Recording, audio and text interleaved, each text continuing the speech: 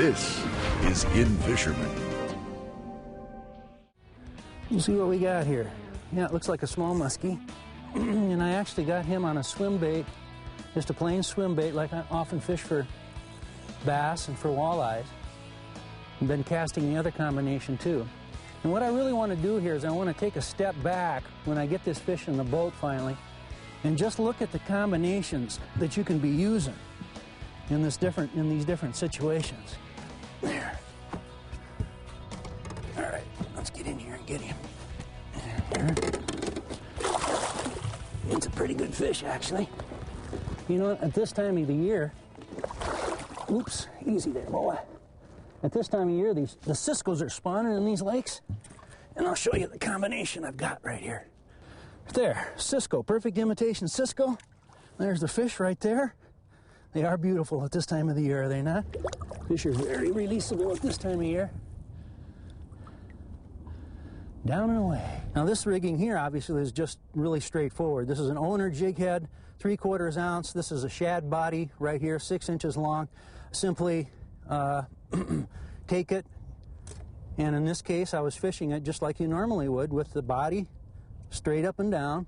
You might want to trim the front end just a little bit, but all you got to do is reel this real slow, and it's got a wobble motion like this. It's not only swimming, but the tail is going back and forth too.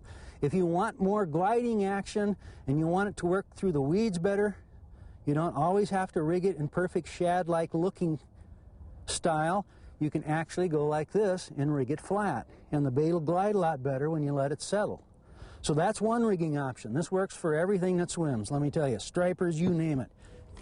Now this rigging right here is literally the one that I use most often. It runs through weeds well. I've caught way over 100 muskies on this in the last 4 years. And to rig this is a J-Mac jig. There's some other bass-style jigs like this on the market. It's got a bullet head. It's got some weed guards. It works through weeds really well. And this shad body now, instead of rigging it straight up and down like this on this jig, you want to rig it so it runs flat. So put it on there. Slide it on. It's got a plastic holder on it. And then the trick I showed you before was to take to keep this on the hook better, to save that shad body from rolling off there when you're fishing it. Take just a simple toothpick, and you're going to run it through the plastic right in front of the hook like this. And that's going to hold that in place. Simply break it off. And literally, that jig that we caught the fish on the other day, I fished for 3 straight days, and probably about 16 to 17 hours of actual fishing without having to switch tails, and 2 fish.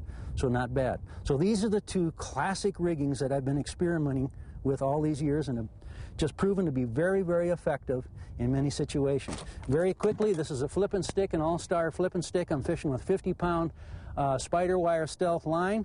And, you know, flip and stick, little, you know, it's not a tremendously heavy rod, and a very nice combination. This right here is simply 20-pound Fireline Crystal. This is a 7-foot medium action all-star rod fluger reel. Catch bass, catch stripers, you name it, on this combination right here. Hey, this is a lot of fun. You have to try this. It has to be part of your system at some point when you're catching muskies. That's not magic, but it's dynamite in the right place at the right time.